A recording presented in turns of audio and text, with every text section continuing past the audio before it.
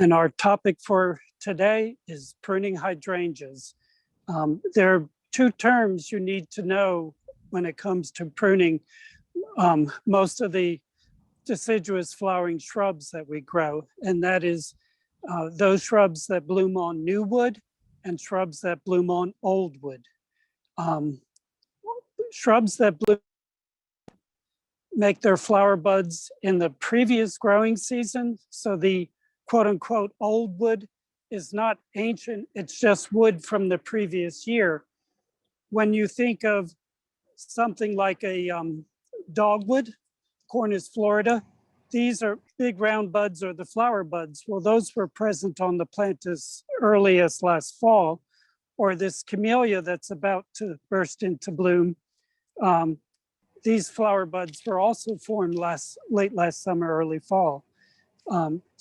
These are examples of plants that bloom on old wood. Plants that bloom on new wood do not have flower buds at this time of the year, the time of the year being late winter, early spring. They will form flower buds as they put out new growth in the spring and then bloom in their appropriate season, whether it's late spring, early summer, or fall. Now, you might think that any one group of shrubs, let's say all hydrangeas, would either bloom on new wood or old wood, but that just is not the case. Some hydrangeas bloom on old wood and some hydrangeas bloom on new wood.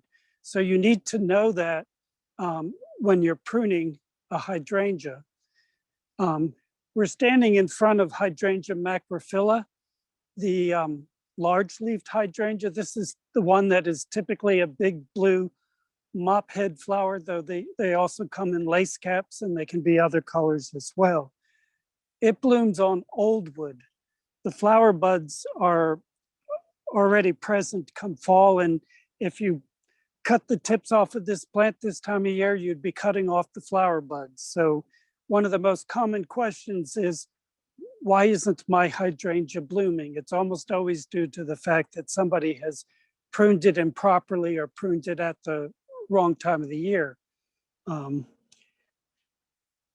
some of the techniques I'm going to show today about pruning are appropriate to other types of flowering shrubs. I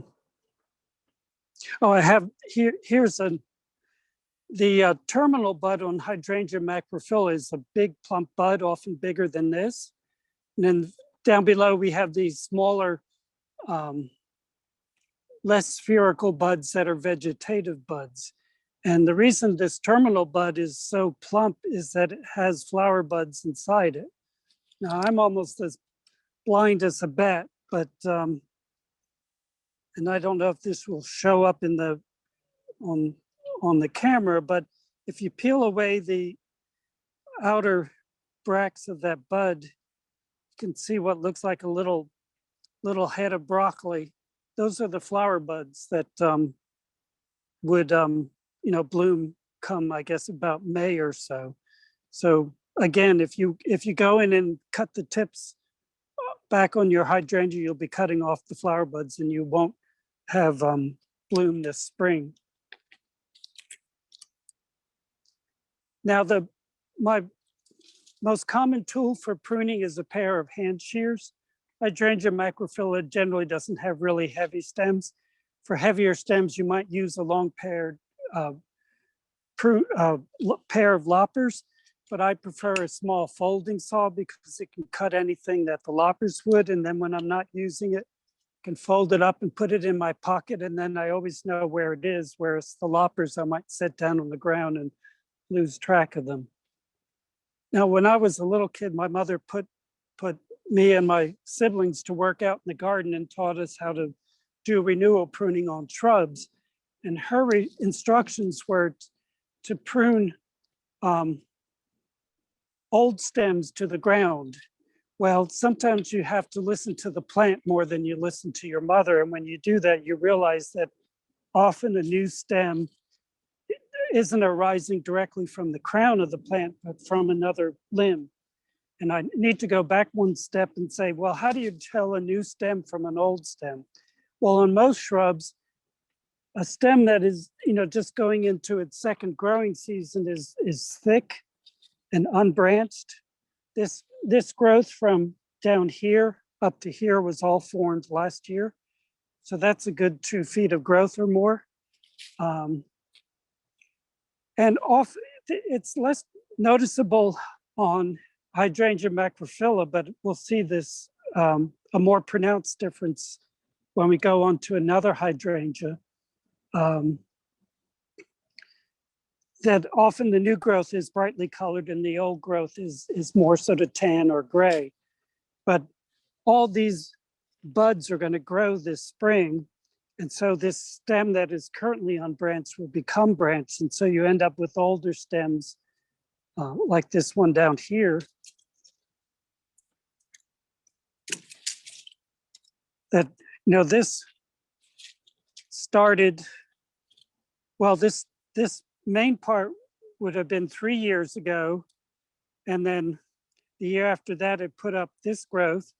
And then a year after that, it put up that growth. So this stem is now about 3 years old. So this is an old stem. And you see each time it branches out again, the stems are thinner and become less productive. So renewal pruning is not a difficult skill. And once you master it, it's a very rewarding practice to perform in your garden because you're really guiding these plants to their maximum productivity. So I'm looking at this one stem. We have this beautiful new shoot. That's another strong shoot. This little branch down here is not very productive. We have a shoot in between. You notice that on hydrangeas have opposite arrangement of leaves and shoots. And so usually there's a pair of buds at each shoot. And so on something like this little shoot that's now dead would have produced the flowers. And then as the flowers went by, it produced these two side shoots. So these little pieces that I'm cutting out are more sort of cosmetic than anything, but we'll get back to the bigger task at hand. This is a fairly nice strong shoot here, but we need to take out that little piece there. This shoot is fairly good. I think by next year we'll take it out entirely. I have to be careful not to prune the cord on my microphone. This shoot down here, it's not dead, but it's very weak and it's not going to get any stronger. So this one we will cut out to ground level. Thank you. I can say all the way back. Yeah, this old shoot. See, the stems are very slender. That piece is actually dead. I can feel it's soft. This piece is alive, but something that's slender is not going to bloom. And by cutting out the oldest stems, you're encouraging it to put up even more new growth. This stem,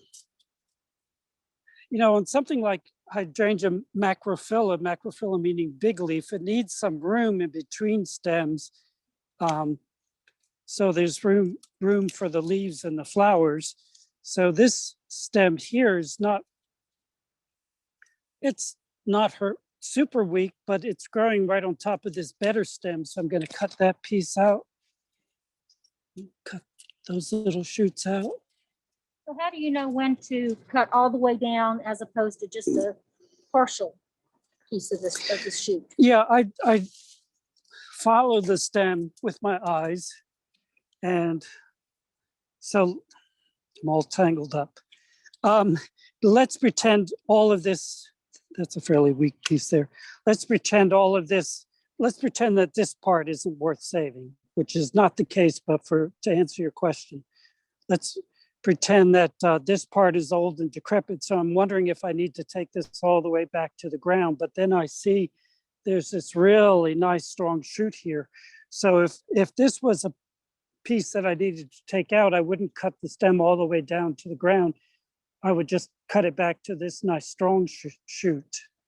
So, you know, as I said, my mom said that, you know, you're pruning the old stems to the ground, but as I said, what the shrub will tell you that most often you're pruning an old stem to a good shoot on that same stem. Let me, You were saying though, move a after bit about this way. 3 years, do you take it back? We have a shoot little all bit the of way to a, the ground. oh, this is actually a deciduous vine, so I can cut that away. But like this shoot, that's a nice strong part of this stem. This is pretty strong. Those are nice big fat buds, but I really think we need to, oh, that's a different shoot down there. Yeah, that's a weak one. That would come all the way out to the ground.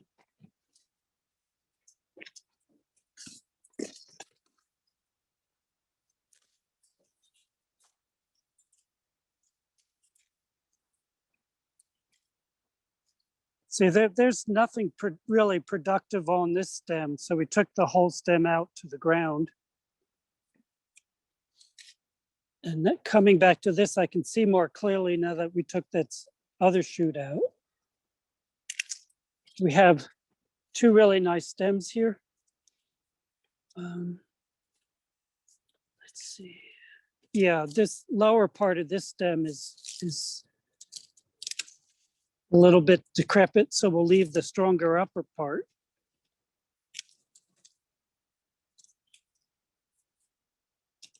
Yeah, and I see some other stems down low.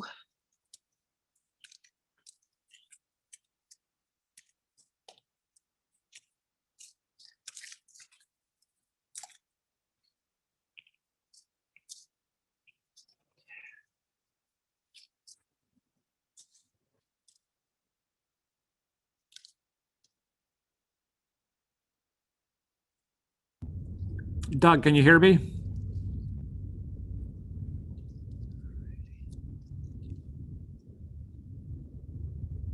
And up here, we have, let's see.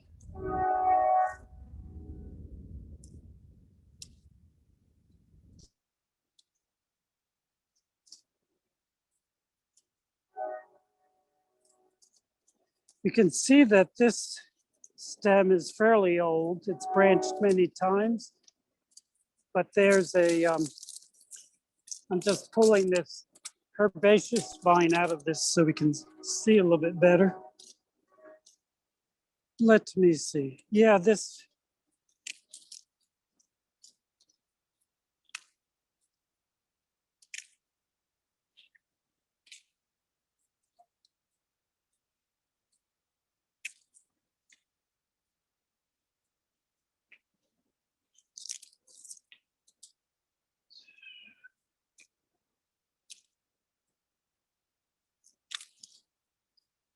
probably a year from now, I would take this whole stem out, but right now there's some somewhat decent growth on it. This stem we already looked at earlier, but there's this piece that's growing into the center of the plant that is dead. I'm also keeping in mind that we don't want to take out more than about a third of the plant at any one pruning. And if a plant is newly planted, it might be a few years before you have much renewal pruning to do on it. Some things like Wygelias and mock oranges, the Philadelphus, benefit from yearly renewal pruning. Other things like quince and viburnums need it much less frequently. But you'll see that the things that benefit from renewal pruning on a yearly basis, you'll notice how untidy they get if you don't do renewal pruning on them. I'm thoroughly tangled up with my microphone cord on this. Okay. I see a little bit of congestion in here. Yeah, that's an old stem that can come out.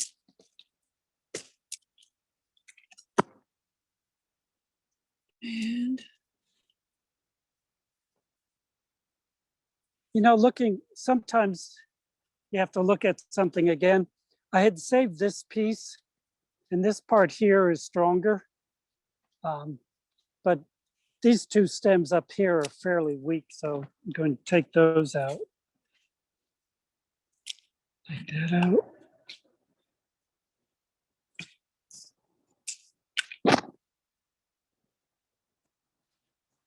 I think you might see that the part of the plant that I've pruned has gotten a bit more open. I haven't cut off any of these big buds that promised a good floral display this spring. And I can continue through more of the plant. Yeah, sure. A couple of things that have been happening in the chat with the camera moving a little bit. I'm sorry. Even I'm sorry, Bernadette, I'm not complaining. It's getting really hard to see the shrub, and we can't see what's going on. So if it's actually put more on a tripod, that might help. But also, what might help out, Doug, is if you prune the whole branch out and maybe hold it in front of you so it's not amongst 200 other branches, we can see what's up with that one branch. Okay. Does that make any sense? No, it makes a lot of sense. Okay. I apologize to the audience. No, it's not a matter of doing that. We're all learning lessons. Yeah. Thanks. Yeah. Okay. Well, let's continue on. Well, I'll move a little bit this way.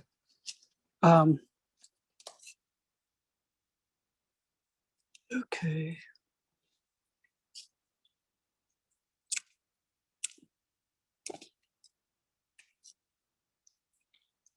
Right here, we have some nice strong stems and this less strong stem that is growing right into them. So that's a good reason to take this piece out. You can see that it's, fairly slender. This side isn't even alive. And these small buds here aren't going to bloom.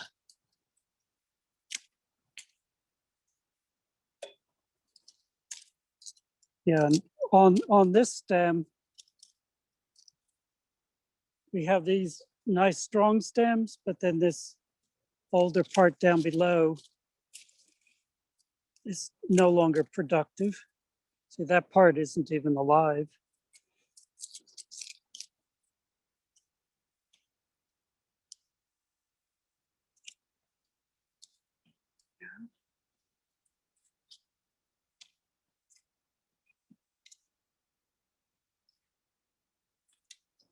Darn.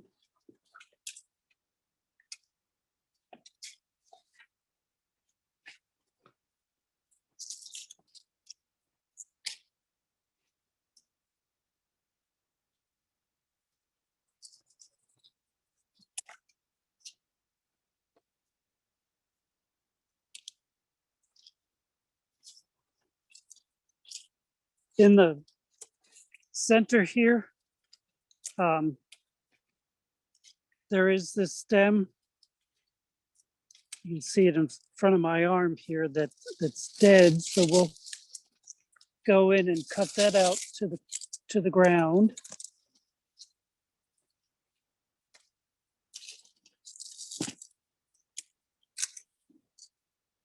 See, this stem, there's no buds. This time of year, even the smaller vegetative buds would be very obvious on the plant. And that has none.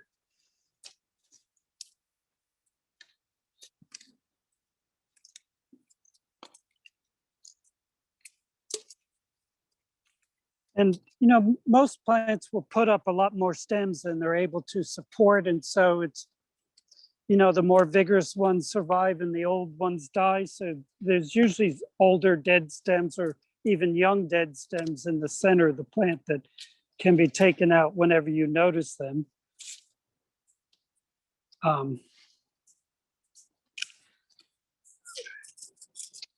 The spent flower heads add some interest to the winter garden, but by late winter, it's time to cut them off.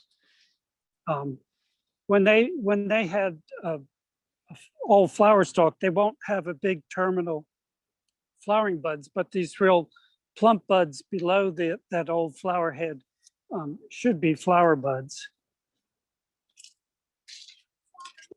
Pruning outside of the lab house? Yeah, Why don't we move the lab? well, I wondered about that. Yeah, and I don't know how we're doing for time because I also want to cover, well, and an example of a hydrangea that blooms on new wood.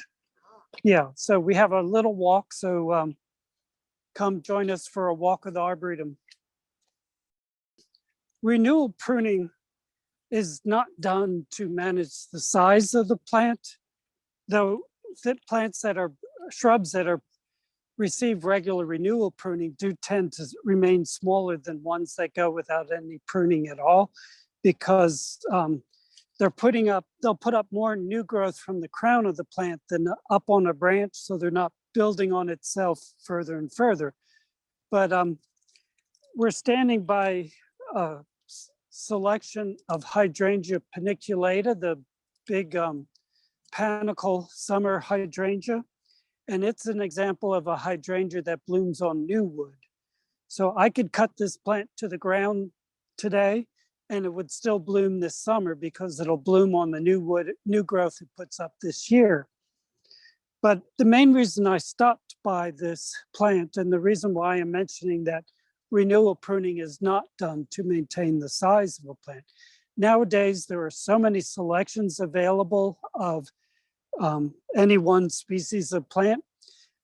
Hydrangea paniculata, the wild type, can get 10 or 12 feet tall. Well, this is a seedling grown from one called daruma, and I don't speak Japanese, but daruma always seems to be applied to a plant that's a dwarf. And this plant has never been pruned, and it's not even 3 feet tall. So if you need a hydrangea or spirea or a crepe myrtle that gets 3 feet or 10 feet or 30 feet, well, then you choose one who has that as their mature height. All right, we'll take a few more steps and visit another selection of Hydrangea paniculata. I'm standing under, are you ready? Yeah, I'm standing under Hydrangea paniculata. This is that very common and very beautiful cultivar, limelight. And it's been a while since this has been pruned really hard. Most years we get around to doing some renewal pruning on it. But again, Hydrangea paniculata can be cut to the ground and it'll still bloom this summer. But and that might be exactly what we do this year just to keep it on a smaller size. But it's a good example where the new growth is a little bit more brightly colored than the older growth. You see these unbranched stems are a little bit red-brown and the older stems are more gray. They're also unbranched, whereas the older stems are branched. And so I generally prune out any of these older stems, just leave these younger stems. This one, way old. Yeah, it's like, this is a nice stem there that's gonna bloom really nicely.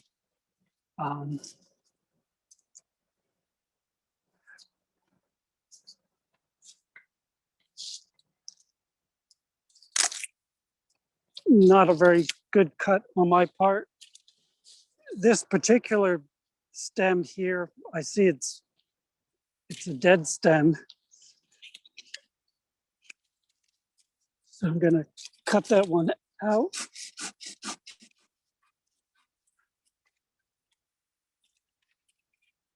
That's where I got it.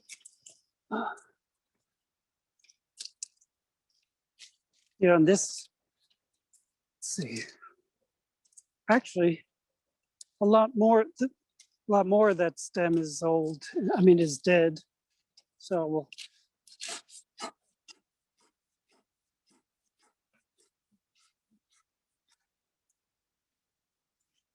Oh, yeah, I just made a mistake.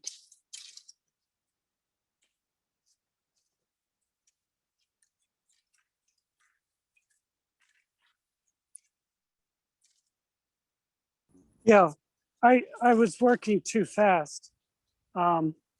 This part is dead, and this part down here looks decrepit. So I assumed the whole thing was dead, but actually this part is alive. But the beautiful thing about doing renewal pruning on deciduous flowering shrubs is that, you know, they're going to repair any of your mistakes that same year. You know, whereas if you had a specimen dwarf conifer and you cut off half of the plant, you can't glue it back on. But when you look, Leave that big of a stub at the bottom. well, what would be ideal would be to come back and cut it back further, but I might do that with a bigger saw.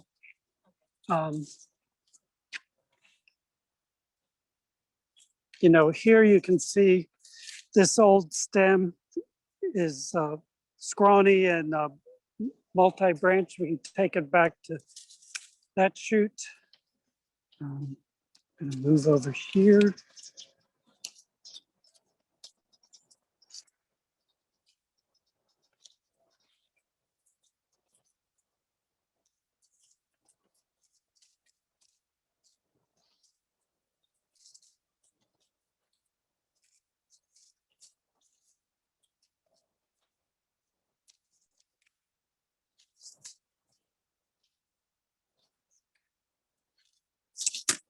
Looks like we had a little bit of sapsuckers feeding on this stem. There's lots of holes on the stem.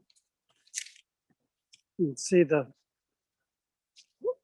series of holes on the leaves. Sapsuckers are a species of woodpecker that drills into wood in order to encourage the flow of sap, and then they lick that up. I think they're present just in the wintertime here, but I might be wrong. Okay.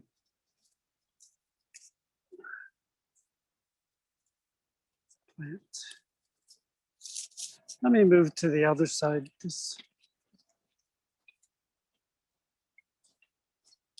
Okay.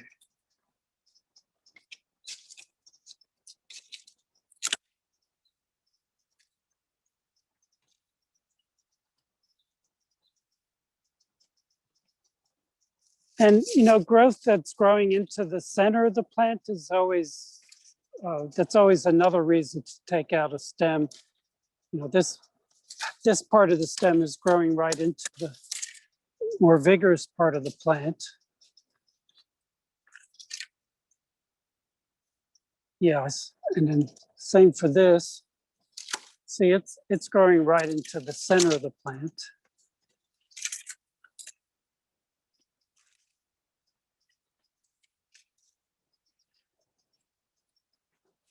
This has a lot of new growth up top.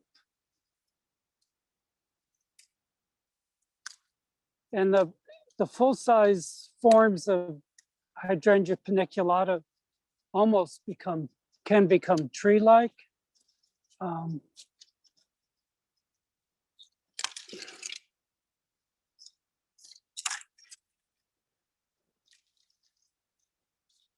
you know, and if that's what suits the spot where it's growing, that's fine. Or you can cut them back really hard and let them start over down low. Yeah. We might need to interrupt our hydrangea talk for that maple that's right there showing so beautifully in the camera. Yeah. What is it, Doug? The maple is a selection of the Japanese maple, Acer palmatum. Most people are familiar with the various coral bark maples. Well, this is a color variation. This is Bihu. I'll get the label. You see the cultivar name, B-I-H-O-U.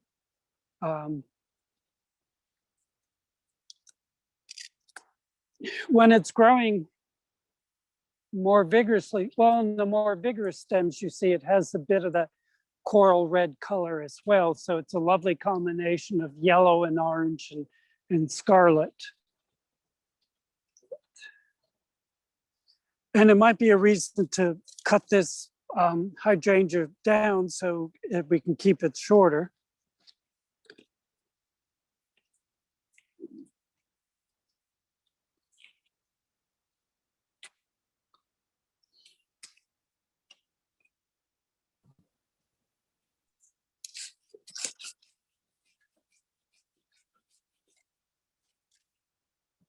I took out this stem because it's dead. See, it's dark gray and brittle. Good part of, yeah, it looks like this piece of that stem is also dead.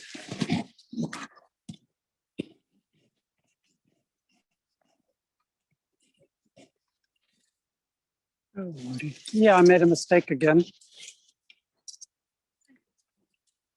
Well, I don't know. I thought when I started pulling out this stem, I thought I'd pulled out a good part, and this is okay, but it's not real strong growth, so it's not a loss to cut that out. We have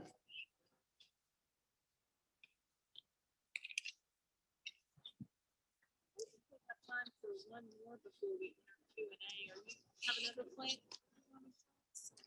Another hydrangea. Yeah, well, we could turn around and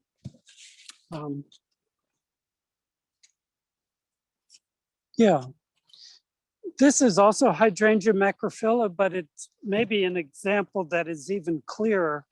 I think the one we were working with earlier was one of the modern selections that blooms repeatedly through the summer.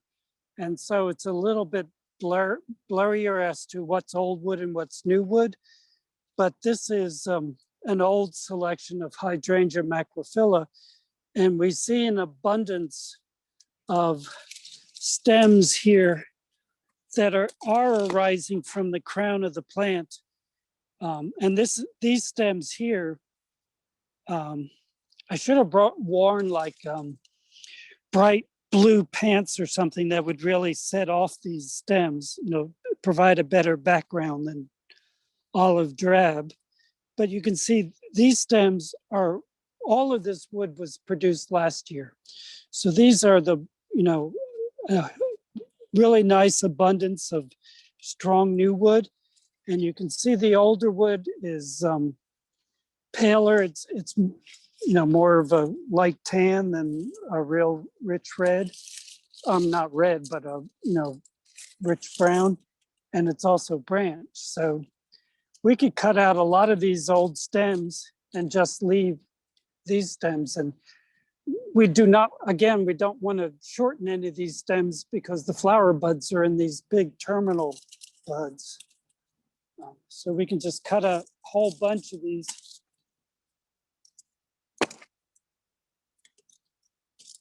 Stems out.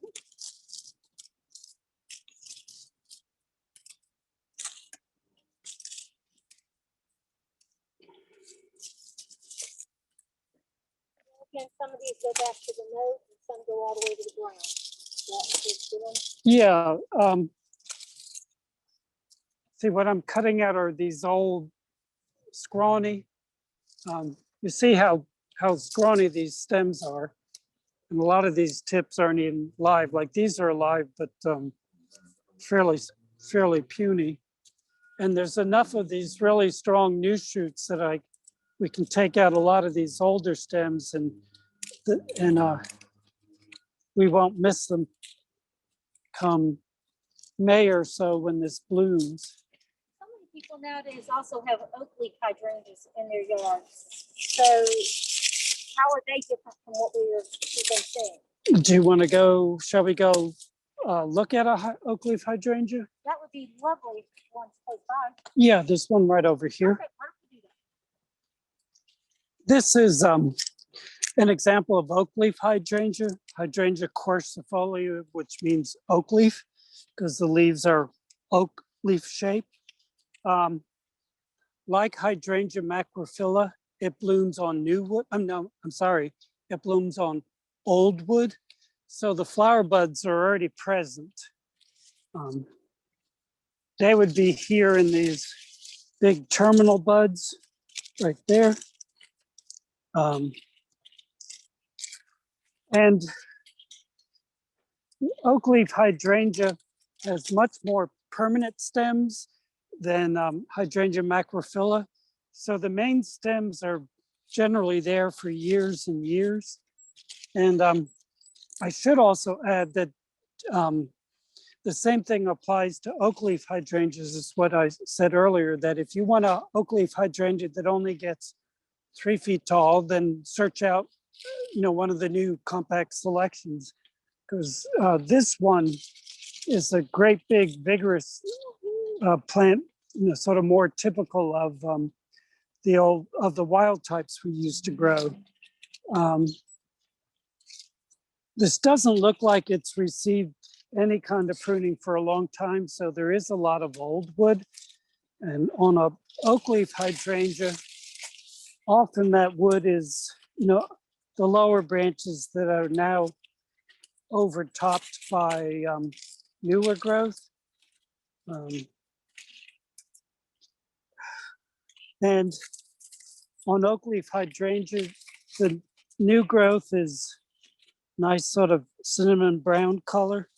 And as it gets older, it becomes, less brightly colored. We could do a lot of cleaning up on this plant by just cutting out some of the old, but in most cases, we're not cutting stems to the ground, but just going sort of the underside of the plant and pruning out the parts that are no longer productive.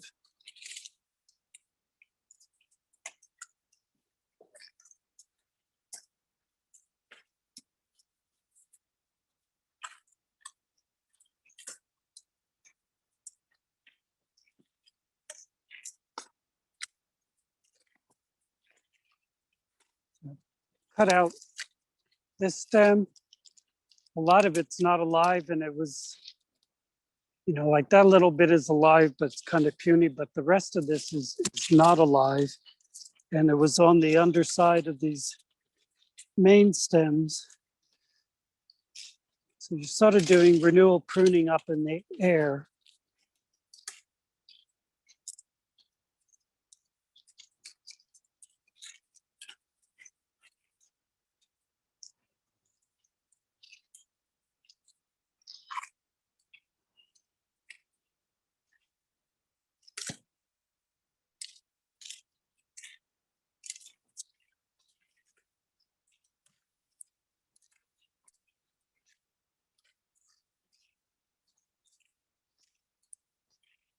Deb, could you cut this all the way down to the ground and just let it start again, or would that kill it? Oh, all of these shrubs you could cut to the ground. It would be a very rare occasion that would kill a plant. And the plants we're talking about today are deciduous flowering shrubs. There are a lot of conifers cannot regrow if you cut them to the ground. If you cut back your juniper to the ground, it's never going to regrow. But all of these shrubs would tolerate being cut to the ground. And if you are the new owner of an old uncared for garden, sometimes that's the quickest way to deal with a big overgrown shrub, and just cut it to the ground and let it start over completely new. And then after, 3 to 5 years, you can start doing regular renewal pruning. And yes, if you cut it to the ground, it's not going to bloom. That if it's something that blooms on old wood, it's not something that's going to bloom that spring, but you're only losing 1 year's worth of bloom. So cutting it to the ground would be fine.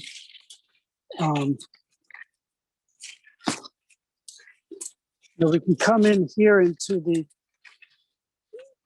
inside of this Oakleaf hydrangea. We see this dead piece. You should always cut out dead.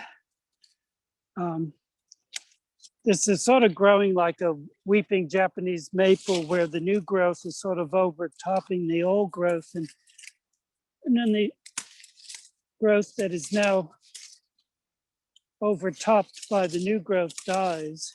So, I just cut this stem out and it's all dead. Whoops, sorry. Just shading?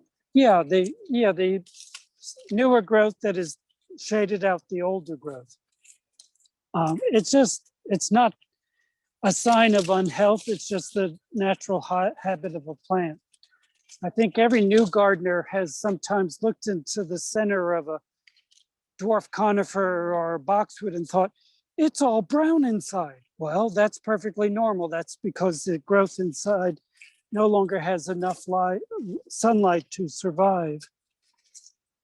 So I don't know that we've made much progress on this huge Oakleaf hydrangea, but you know, some of these big shrubs take quite a few hours to prune properly. Then maybe we should go with the question and answers then. Yeah, that'd be fine. I don't hear anything. Can you hear us, Doug? Arlene, can you hear us? I can hear you. Oh, good. Well, yeah, it's a good time for the Q&A, and I actually have a question.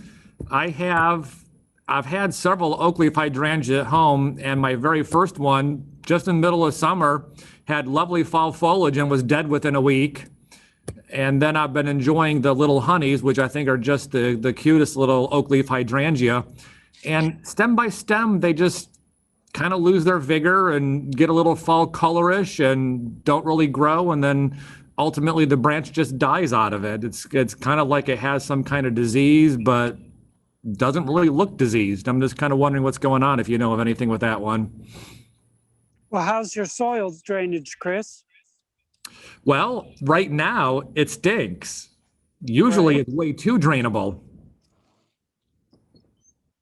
I can usually put a garden hose on my soil and not make a puddle. Well, Oakleaf hydrangea and the others aren't bothered by disease all that frequently, but it can happen. And certainly a wet spell or poorly drained soil can increase the likelihood of that. You know, I know pathologists It usually seems to certainly happen in the summertime when take they're a sample to pathology lab and see if they can tell you what's going I thought on. about doing the disease clinic. Yeah, my little honey went from being my most favorite plant to losing its entire top, and now just kind of has some shoots off to the sides and not looking all that grand anymore. But let's see if anyone else has any questions. You're welcome to unmute yourself and ask a question. And yes, Paul, I was wondering if it could be too much sun, although the one that died many years ago was in a much shadier spot, so that wasn't it for it. And Linda Orton just said, our malaria root rot is common on oak leaves. Shoots will die one at a time. I was kind of thinking it looked like a root rot kind of a thing, although I don't know if that's a better drainage kind of thing, because my soil is just way too drainable. But I've kind of wondered if it's something like a little root rot or a stem rot that's been happening. Kathy Hornbuckle wants to know, Doug, if you make house calls. For renewal pruning?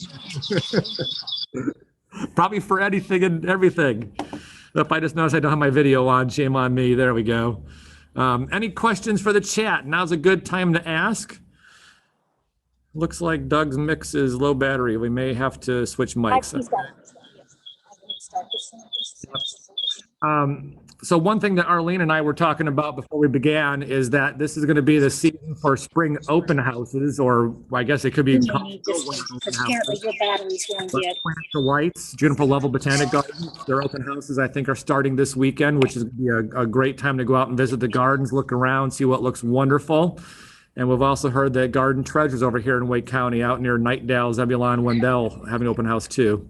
And Pat Doug is wondering what's up with fertilizers for hydrangeas. Any recommendations for fertilizing them? I didn't hear the question. What kind of fertilization does it need? Okay, I can't answer a question about fertilizer without answering, have your soil tested. You might not need any fertilizer. If the plant appears to be healthy and growing well, I'd be inclined not to fertilize, especially if you're on clay soil. Okay. And Chris, as in not me, but a different Chris, is wondering if it's a wise idea to incorporate permatill when you plant your hydrangeas to increase drainage. I'm sorry, you'll have to repeat that question. Chris is wondering if it's a good idea to use permatill when planting a hydrangea to increase drainage. I think the question was, about using permatill to improve drainage. If your soil is poorly drained, hydrangeas like moist, well-drained soils, so don't make it too well drained. I think a heavy mulch of leaf litter or pine bark or something like that would be highly beneficial to hydrangeas. Yep. I would agree. So let's see if there's any other questions hiding in here. Now's a good time to ask your questions. I have a problem with the buds being killed by the cold weather. Oh, What's the best way to cover them or take some action to save them? I'm having the same problem too, and I'm getting ready just to pull the plant out. Was the question about flower buds on macrophylla being Yeah. lost to cold weather? Yep. Yes, it is, Doug. Did we? One more time, Chris. They're wondering about flower buds dying in Hydrangea macrophylla in the wintertime. I think Chris suggested eliminating that particular plant. That'd be my inclination, and substitute one that's known to have winter hardy flower buds. 20, 30 years ago, I came across a list of cultivars of Hydrangea macrophylla that have flower buds that are winter hardy, because that can be another reason why your macrophyllas don't bloom. The plant might survive the winter just fine, but the flower buds are a little bit more cold tender, and so they can be lost in a cold winter. So if you have a Hydrangea macrophylla that fails to bloom every year and you're not pruning it improperly, then it's probably one that I would rip out and replace with one that's a reliable bloomer. Yeah, my mother's not here right now, so I can make fun of our hydrangea that we have. I can't hear Chris. I'm just talking to the audience, Doug. We have one that a friend gave her, so she really treasures it. Flower buds and even branches die almost to the ground every single year. I think it's flowers well done, so it's kind of a waste of space. But one way to avoid that, as Doug mentioned, is to get a good list of hardy ones. But any of them that reflower can actually flower on new wood if you get a hydrangea macrophylla. So if they reflower, that might be one way of ensuring that you get some flowers. It'll flower later in the year, but it will still flower. So this is a question for Doug. Can you hear me, Doug? Yes. Okay. James is asking about soil pH and how it affects their flower color. Yeah, it's not simply a matter of pH. The pH affects the availability of aluminum. So if you're gardening on a sandy soil, there might not be any aluminum in the soil anyway, because aluminum is part of clay particles. But on an acid clay soil, the color will tend to blue. And on an alkaline soil, a soil pH 7 and higher, the flower color will tend to be pink. I always find that rather fascinating. They can change colors.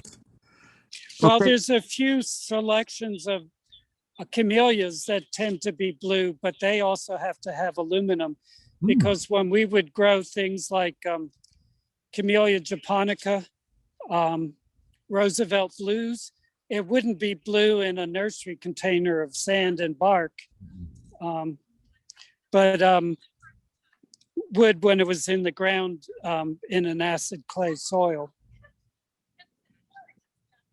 Okay, here comes another question, Doug. Can you hear me? Chris, did you have more questions for us? Yes, can you hear me, Doug? We're sorry about the audio. For some reason, the phone is just not coming through audio. Arlene usually has a different cell phone, but I guess she's not hearing us right now. Arlene, can you hear us? I can barely hear you. We did have one more question in the chat. Yep, I Okay, think Doug can hear you. so Bill has asked about old growth on hydrangeas and would like to know if it doesn't have a terminal bud, and by that I assume he means a big fat juicy one. Can that branch be pruned? I didn't hear enough of that question. Okay, I'll answer it in the chat. If you just want to keep on chatting. Says, could you speak to hydrangea leaves getting rust-colored spots late in the season, and how is it normal and not worrisome?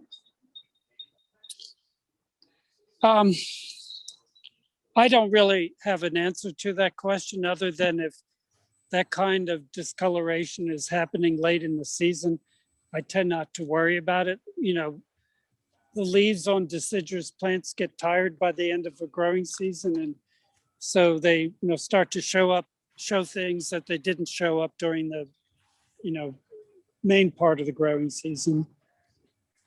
Chris, is that a wrap?